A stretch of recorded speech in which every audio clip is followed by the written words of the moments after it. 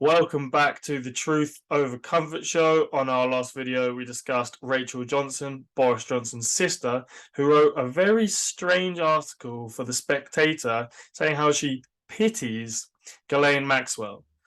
So the first half of it is about the Johnsons getting a dog and her mother dying, and seemingly literally out of nowhere, she just starts saying how she pities Ghislaine Maxwell, who at the time of the article, November 2021, was on trial for being, possibly charged for sex trafficking, which she eventually was.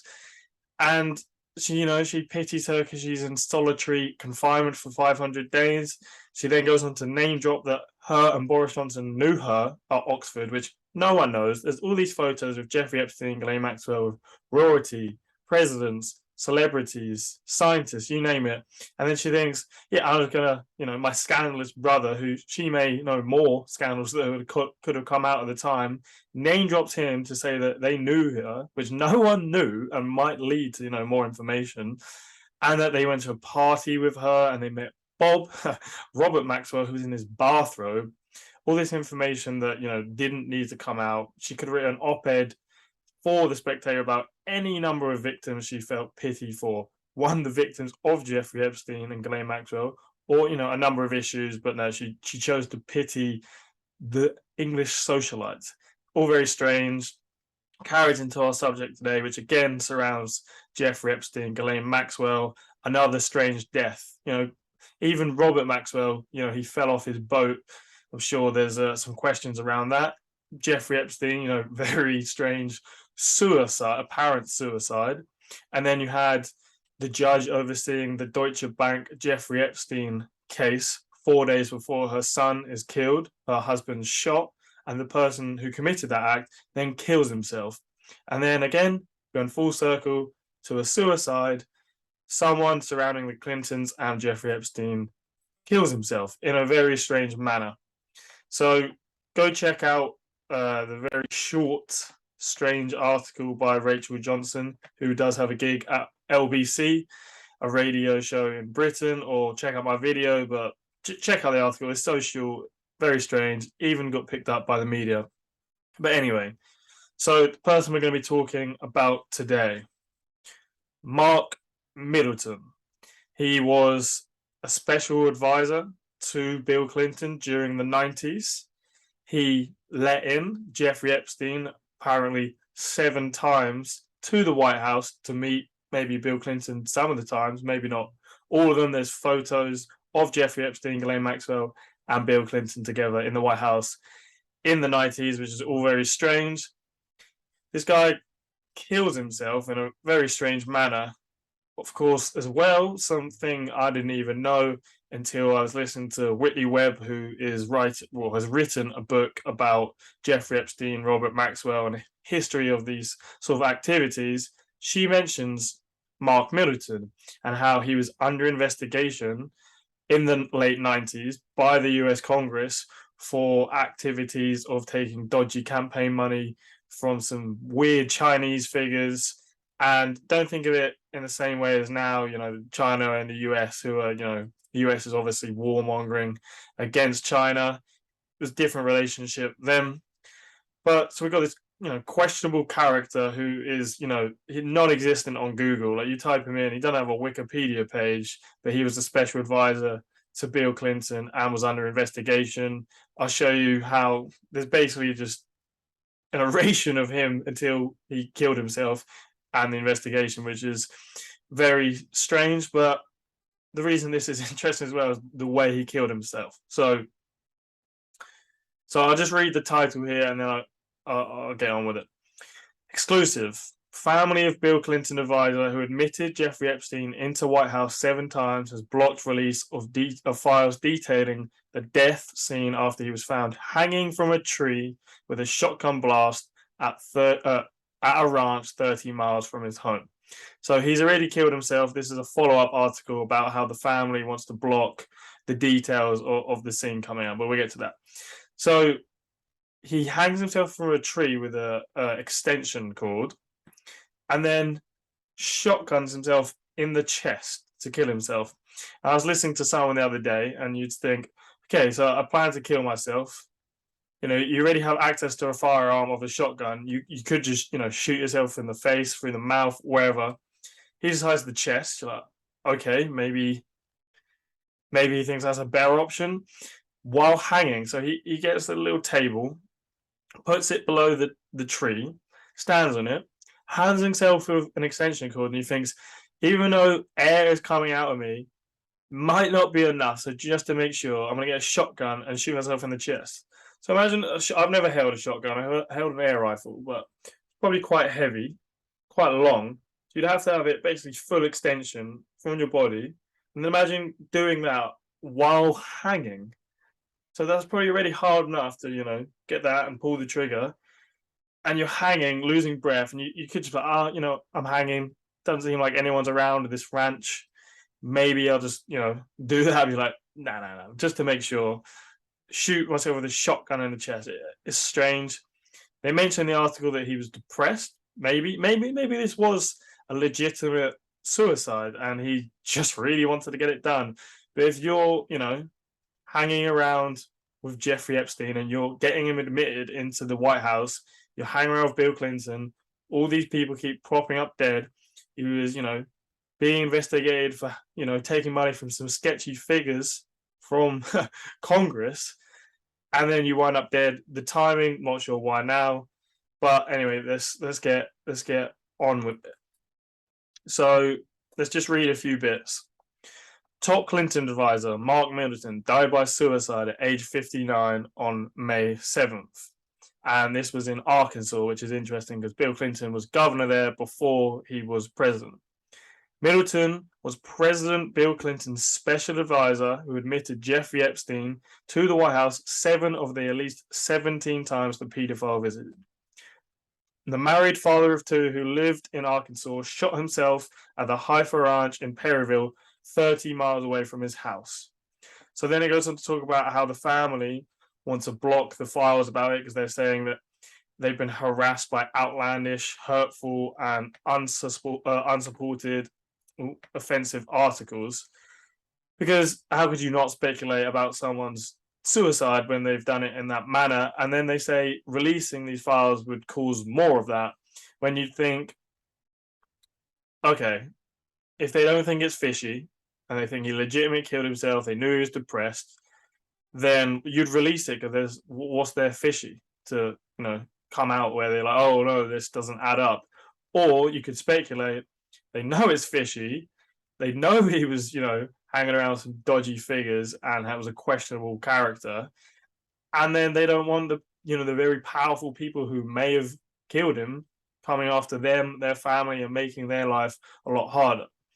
The case is still open, so maybe you could argue they just want to wait till it's over. It's already been ruled a suicide, but the case is still kind of open for the details. So make of that what you will. I don't really see how it furthers conspiracy theories by releasing all the details, because releasing all the details would quiet down those voices when you think, oh no, it is legitimate, but who knows. So let's carry on here, and maybe actually just before I carry on, I'm just going to read this bit from Congress. So just to let you know, he's obviously a bit of a questionable figure, which when I talk about his suicide will make it a bit even more understandable. White House insider Mark Middleton, his ties to John Huang, Charlie Trie, and other campaign finance figures. Hearings before the Committee on Government Reform, House of Representatives, 106th Congress, first session, August 5th, 1999. And this investigation has been going on since 1996. So I'm just going to read this paragraph. And before this, they're talking about how out of the 122 figures, none of them are really cooperating. They're all taking the fifth. I have not read this full report. I suggest reading Whitney Webb's book when it comes out. I will, to get more of understanding. I just want to show you a little part of this because that's all you need to show, okay, maybe there's more to the story than he was just depressed and, he's really swimming around Jeffrey Epstein, which is surely enough. And it even talks about how the Justice Department is trying to rush through the whole investigation. They just want to, sentence him. Our Congress are saying, "Oh, give us more time. We want to get, full answers. We want their side of the story." And they even question the Justice Department if they're just trying to give them a sweetheart deal for whoever's behalf. Look, look here. Yeah, they are both getting nothing for more than the slap on the wrist, and the Justice Department does not want us to talk to them. So I'm just going to read a little paragraph because I'm not going to go into the full thing. So we're here. What else did... let's zoom in a bit so you can see it as well. We're here. What else did Johnny Huang tell us? He told us about the gentleman we were talking to today, Mr. Mark Middleton.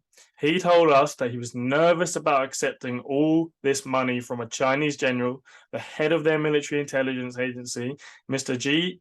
General G, who was equivalent of the head of our CIA.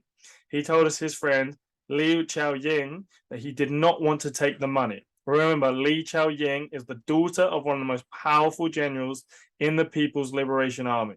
At one time, he was the head of the People's Liberation Army. She is a lieutenant colonel in the People's Liberation Army. Li Qiaoying told him not to worry because they were working with other people too. According to Jimmy Chung, she said that Mark Middleton got $500,000 through a group in Singapore to do good things for China. Mark Middleton is here today. He is a former senior White House aide from Arkansas. He was a close friend of the president. He was the special assistant to the president and assistant to the chief of staff. For the last 2.5 years, he has not cooperated with this committee's investigation in any way. Did Mark Middleton know Liu Qiaoying? We don't know. Was he working with the Chinese government or other foreign sources to arrange campaign contributions? We don't know. Did Mark Middleton get $500,000 to do good things for China? We don't know. We've asked Mr. Middleton to come in and talk with us. We've asked him to respond to all the allegations that have been raised about him. We have not been able to convince him to tell his side of the story. His lawyers tell us that he's going to assert his Fifth Amendment rights and not answer any of our questions. So that's just a little paragraph from a Congressional report saying he basically won't answer if he's taking money from Chinese figures to do good things for China, from the Chinese military, and maybe even suggesting that he's working on behalf of a foreign agent.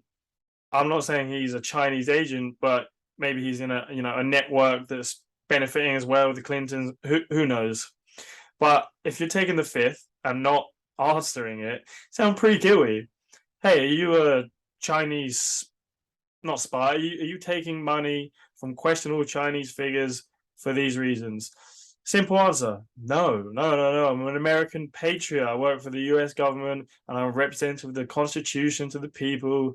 None of that. So I'm gonna leave it there.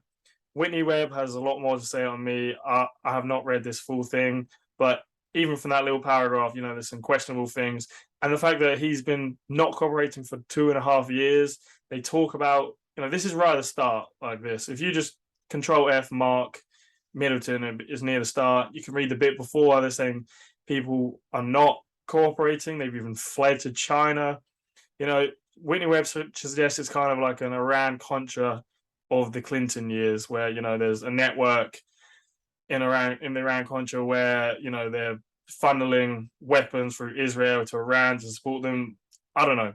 But anyway, let's go back to this. But that's just to show, he's probably not the most innocent guy if he's bringing Jeffrey Epstein to the White House to meet Bill Clinton. And then he's also being investigated for taking dodgy money from these questionable Chinese figures. And, Jeffrey Epstein, maybe he's an intelligence asset, has all this dodgy equipment, he's hanging around with these people, could be blackmailing them.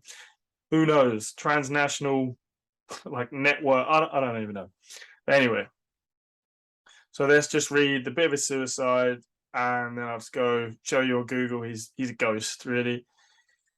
So the family of a top advisor to Bill Clinton who admitted Jeffrey Epstein to the White House multiple times during his presidency is pulling out all the stops to keep details of his mysterious death becoming public. and the Arkansas sheriff saying he cannot discuss it. The investigation is still open. So this is Mark Middleton. And then here you go, Jeffrey Epstein, Ghislaine Maxwell, Bill Clinton in the White House in 1993. Little shake of the hands there. Good old buddies.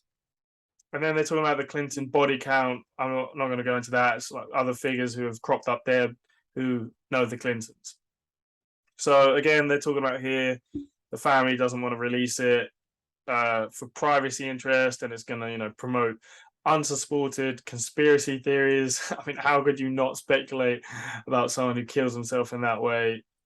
Anyway, so the late pedophile who made 17 trips to the White House between 1993 and 1995, 7 of which were authorized by Middleton.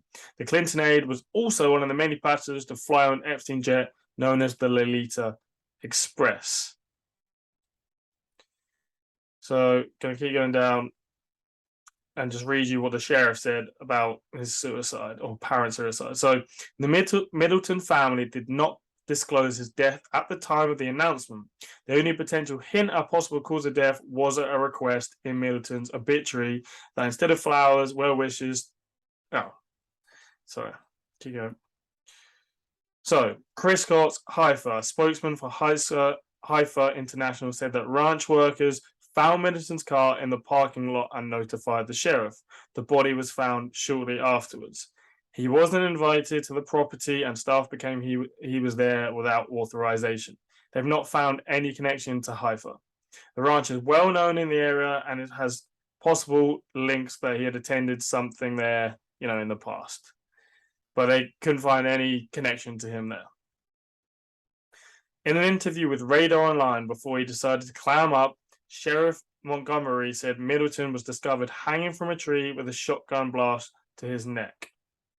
So, I don't know the man, and I don't know why he picked our county or picked that location to commit suicide. To our knowledge, he had never been there before, and we have no record of him being there before. He died from a self-inflicted shotgun wound to the chest. He found a tree, and he pulled a table over there, and he got on that table, and he took an extension cord and put it around a limb. Put it around his neck, and he shot himself in the chest with a shotgun. It was very evident that the shotgun worked because there was not a lot of blood or anything on the scene. You can tell the shotgun blast was on his chest. You can tell that because there's a hole in his chest and pellets came out the back. It's definitely self-inflicted in our opinion.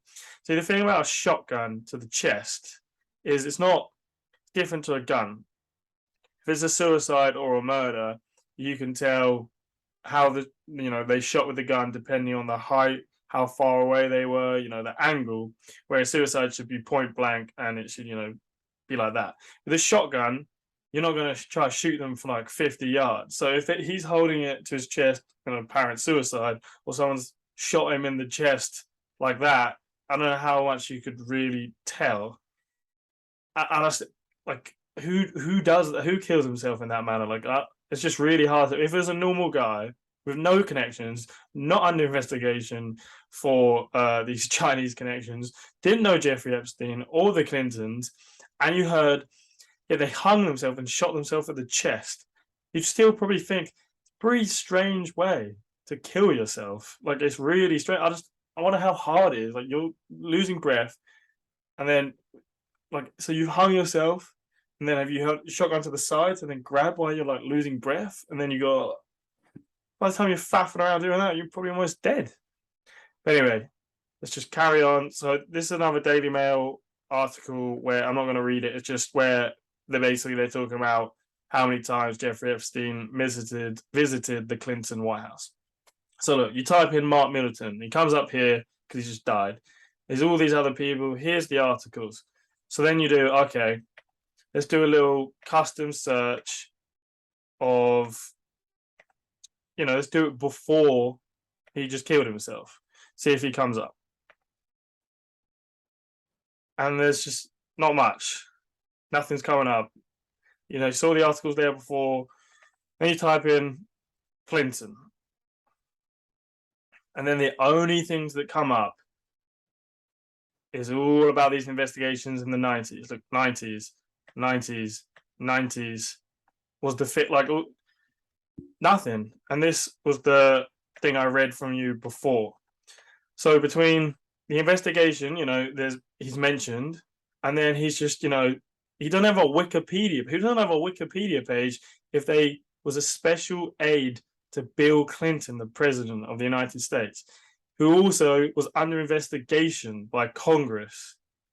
What? How does he not have a Wikipedia page? People I watch have a Wikipedia page, and they're unknown compared to maybe a special aide to the president who also let in Jeffrey Epstein. Is crazy. Yeah, look, it's all stuff in the 90s. This investigation here, and then there's another one here. I'd like to find maybe the 96 one, but I'm gonna leave it there. Make your own mind up about it. Just to come on. He knows the Clintons. Basically seems like he introduced Jeffrey Epstein to the Clintons.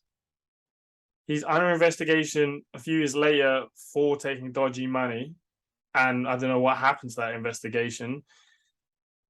And then he winds up hung by a tree with an extension cord with a shotgun to his chest 30 miles away from his home. You could say maybe he wants to kill yourself far from your home so no one finds you.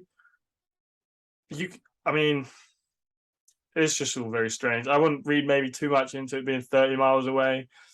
You could argue some people would like to kill themselves sentimentally in an area they know, or they want to go far away so no one will find. I don't know. The extension cord as well. Like who could have got a rope, maybe something a bit nicer on the neck. I don't know. Very strange. Go check out Whitney Webb's work. Get her book when it comes out. I'm sure she has much more to say than my little paragraph, but I just wanted to read that just to show, yeah, maybe they say he's depressed. Maybe he's depressed because he was friends with a sex trafficker and realized all the guilt. I don't know. Maybe he was guilty from all the Jeffrey Epstein thing, or maybe him being associated with that after it was found out that he knew them. I don't know. There could be legitimate reasons to commit suicide, but it's always the manner you killed yourself. And then they don't release the files, the family. It's like Jeffrey Epstein. Oh, it was a suicide. Just believe it. Well, where's the tapes? Where's this? It's going to lead to speculation. Even if whatever you believe about 9/11, the Pentagon gets hit. They don't release all those tapes. They release that little one. Can't say anything. How can you not speculate? The family, if they're that sure it's not fishy, wouldn't they just release it? Maybe privacy. Maybe, I don't know. Anyway, make your mind up about it. That's Mark Middleton, the Clinton special aide of the 90s. Check it out and check out that investigation. And thanks for tuning in to the Truth Over Comfort show. And we'll see you soon.